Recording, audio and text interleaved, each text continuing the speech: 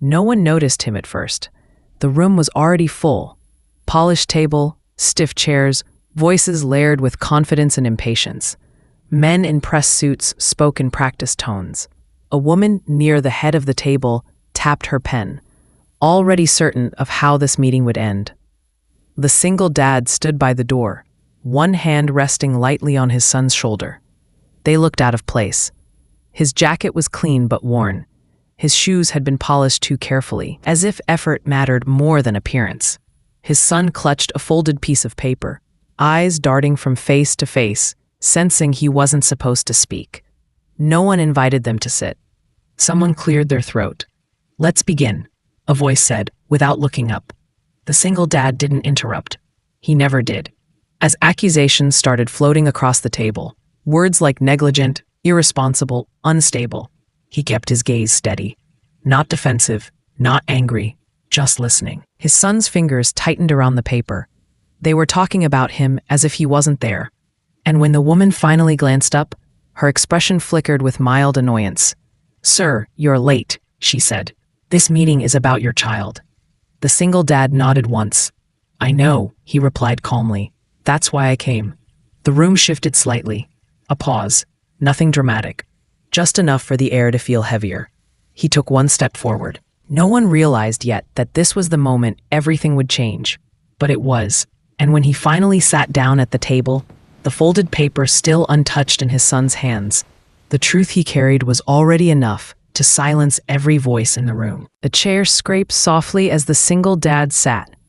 That small sound felt louder than it should have, as if it interrupted something important, something already decided without him. A man at the far end of the table leaned back, arms crossed. "We've reviewed the reports," he said. "Your son has been disruptive. Repeated absences, missed assignments." Another voice followed quickly. "We're concerned about the environment at home." The single dad listened, hands folded neatly in front of him. He didn't rush to defend himself. He didn't raise his voice. Years of being alone had taught him when silence was wiser than anger. His son stared at the table now, shoulders tense. "What they don't understand," the woman with the pen continued, "is that children need stability, especially without a mother present." The words landed hard. The single dad inhaled slowly, not in pain, but in control. "She passed away," he said quietly. The room faltered, just for a second, but the meeting moved on, pressing forward as if nothing had changed. Papers slid across the table. Recommendations were made, consequences discussed, suspension, counseling, monitoring. Still, the single dad said nothing more. Then his son's small hand reached out, brushing his sleeve. A silent question, a plea.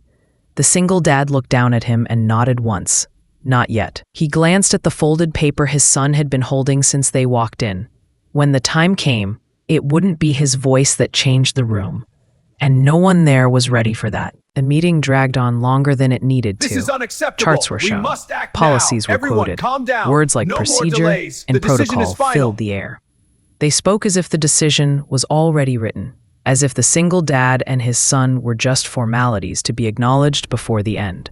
When they finally paused, the woman at the head of the table folded her hands. "Do you have anything you'd like to say?" she asked, her tone polite but distant. The single dad looked around the room once. Then he nodded. "Yes," he said, "but first, may my son speak." A few eyebrows rose. One man frowned. The boy swallowed hard, then slowly unfolded the paper he had been holding all along. "I was late because my dad works nights. Sometimes he comes home when the sun is up. He still makes my breakfast." The child's voice shook at first. "I was late because my dad works nights," he said. "Sometimes he comes home when the sun is up. He still makes my breakfast." The room stilled. "When I miss school," the boy continued, "it's because I go with him to the hospital. He donates blood. A lot. They call him when they need help." The single dad kept his eyes forward. The boy held up the paper, stamped, signed, official. "I wrote about it for class," he said softly. But nobody read it. Silence began to stretch, uncomfortable now. A single dad leaned forward. "I didn't ask for exceptions," he said calmly. "I asked for understanding." He explained the late nights, the hospital calls, the reason the absences lined up with emergencies no one here had bothered to check. I taught my son not to interrupt, he added. That's why we waited. No one met his eyes. The woman with the pen slowly set it down. One by one, the confident expressions around the table faded. Papers were pushed aside. Throats were cleared. A man who had spoken the loudest earlier stared at the floor. We owe you an apology, someone finally said. The single dad didn't smile. He simply reached for his son's hand. As they stood to leave, the room remained quiet. Not out of embarrassment, but respect. In the hallway, his son squeezed his hand. Did I do okay? You did more than okay. You told the truth. Boy asked. The single dad smiled then. Just a little. You did more than okay, he said. You told the truth. And as they walked away together, the silence behind them followed. A reminder that sometimes the loudest strength is the kind that never raises its voice. They didn't call him back right away. The hallway was quiet, almost too quiet, the kind that hums in your ears after tension finally lets go. His son swung their joined hands gently as they walked, relief slowly replacing fear. Then, footsteps. Sir, please wait. The single dad stopped, but didn't turn around immediately. When he did, the woman from the meeting stood there. No clipboard this time. No pen. Just a tired expression that looked different than before. We were wrong, she said quietly. About you, about your son. The single dad listened, the same way he always had. There will be no suspension, she continued. And we'd like to make sure this doesn't happen again, to either of you. The single dad nodded once. Thank you, he said, not because he needed to, but because that's who he was. As they turned to leave again, his son looked up at him. Dad?